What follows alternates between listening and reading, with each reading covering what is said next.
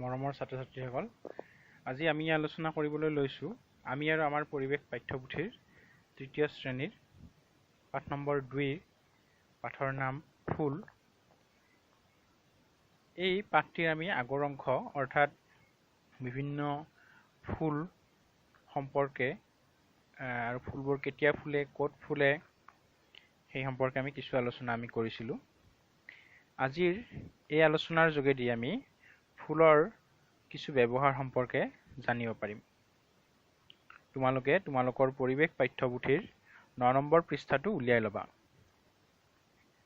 আশা কৰোঁ তোমালোক সকলোৱে উলিয়াই লৈছা। তোমালোকে তাত চাবা ওপৰত ফুলৰ ব্যৱহাৰ সম্পৰ্কে অলপ জানি লওঁ আহা। বাৰে বৰণীয়া ফুলবোৰ দেখিলে আমাৰ চকু মন জোৰ পৰি যায়, নহয়নে? ফুলি থকা ফুলবোৰে ঠাইখন শুৱনি কৰাৰ উপৰি ফুল আমাৰ আন বহুতো কামত লাগে। কিছুমান ফুল আমি খাদ্য হিচাপে খাওঁ। ইয়াৰ উপৰি ফুলৰ পৰা ঔষধ, তেল, ৰং, প্ৰসাধন সামগ্ৰী, সুগন্ধি দ্ৰব্য আদি তৈয়াৰ কৰা হয়। আমি কি ফুল খাওঁ জানানে? তোমালোকে নিশ্চয় খাই পাইছা, শেৱালি ফুল, নহয়নে? ইয়াৰ উপৰি আৰু কিছুমান ফুল আছে যিবোৰ আমি খাদ্য হিচাপে খাব পাৰোঁ। সাধাৰণতে শেৱালি ফুলটো আমাৰ চাৰিওফালে দেখা খুব এটা ধুনীয়া ফুল। এইটো শৰৎকালত ফুলে আৰু এইটো সাধাৰণতে ৰাতি ফুলে। বিভিন্ন উৎসৱ পাৰ্বণত ফুল ব্যৱহাৰ কৰা হয়। ফুলেৰে বিভিন্ন ধৰণৰ মালা গঁঠা হয় আৰু পুষ্পসজ্জা কৰা হয়। ফুলৰ ব্যৱহাৰ আমি সাধাৰণতে কৰোঁ যে মালা গাঁঠো আমি সাধাৰণতে বিয়া হ'লে তেনেকুৱা কাৰ্যত বা পূজা পাৰ্বণত ফুল লাগে, বা আমি যেতিয়া ৰাষ্ট্ৰীয় পতাকা উত্তোলন কৰোঁ স্বাধীনতা দিৱস বা গণতন্ত্ৰ দিৱসত, তেতিয়া আমি পতাকাৰ তলত আৰু পতাকাৰ মাজত ফুল দিওঁ, নহয়নে? এইটো হৈছে ইয়াৰ প্ৰাথমিক ব্যৱহাৰ। এইটো আমি সকলোৱে কৰি পাইছোঁ, নহয়নে? প্ৰসাধন সামগ্ৰী প্ৰস্তুত কৰা হয় ফুলৰ পৰা।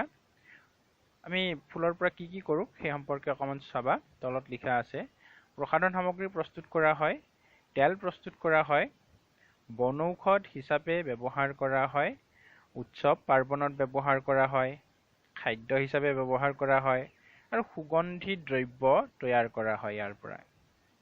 বৰ্তমান ফুলৰ বজাৰত অতিকৈ চাহিদা থকা কেইবিধমান ফুল হ'ল নাৰ্জী, ডালিয়া আৰু গোলাপ। ফুলৰ খেতি কৰি আৰ্থিকভাৱে লাভৱান হ'ব পাৰি। কিছুমান মানুহে কিন্তু ফুলৰ খেতি কৰিও আৰ্থিকভাৱে লাভৱান হয়। ফুলৰ পুলি বিক্ৰী কৰে, ফুলবোৰ বিক্ৰী কৰে।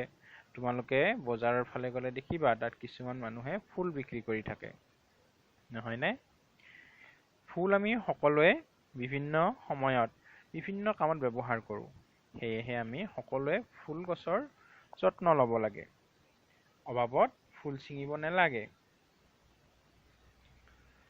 আমি যদি এই ফুলৰ এখন বাগিচা কৰি লওঁ, তেতিয়াহ'লে আমাৰ আজৰি পৰৰ সময়টোও খুব ভালদৰে যাব, মনটোও ভালে থাকিব আৰু ভালদৰে ফুলৰ বিজ্ঞানসন্মতভাৱে ফুলৰ খেতি কৰিলে আমি সেই ফুল বজাৰত বিক্ৰী কৰিও টকা পইচা উপাৰ্জন কৰিব পাৰিম। গতিকে এই ক্ষেত্ৰত তোমালোকে মনোনিৱেশ কৰিব পাৰা। এইটো এটা খুব সুন্দৰ আজৰি পৰৰ কাম হ'ব তোমালোকৰ বাবে। আমি পৃষ্ঠা নম্বৰ 10লৈ আগবাঢ়িছোঁ। তল সৰি থকা কিছুমান ফুল সংগ্ৰহ কৰিব দিছে। এইটো এটা ক্ৰিয়াকলাপ দিছে আমাক। তলত পৰি থকা ফুল কিছুমান সংগ্ৰহ কৰিবা আৰু 4-5 জন লগ হৈ একোটাকৈ দল গঠন কৰিবা। এতিয়া দলে প্ৰতি ভিন ভিন ফুল একোটাকৈ লৈ তলৰ প্ৰশ্নবোৰৰ উত্তৰ দিব দিছে। তোমালোকে কি ফুল বুটলিলা সেই ফুলটোৰ নাম ক'ব দিছে। ফুলটোৰ গোন্ধ আছেনে নাই এইটো পৰ্যবেক্ষণ কৰিবা। আমি নাকৰ ওচৰত আনি শুঙি চালেই গম পাম। ফুলটোত কিমান পাহি আছে, পাহিকেইটা তোমালোকে গণনা কৰিবা।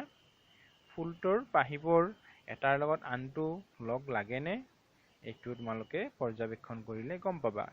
ইয়াৰ পৰা তোমালোকৰ ফুল সম্পৰ্কে ধাৰণা হ'ব। ফুল বিভিন্ন ধৰণৰ যে থাকে আৰু ইয়াৰ গাঁথনিবিলাক যে একে নহয় সেই সম্পৰ্কে তোমালোকে জানিব পাৰিবা। গতিকে এইটো এটা সুন্দৰ ক্ৰিয়াকলাপ, তোমালোকে ঘৰতে কৰি চাবাচোন।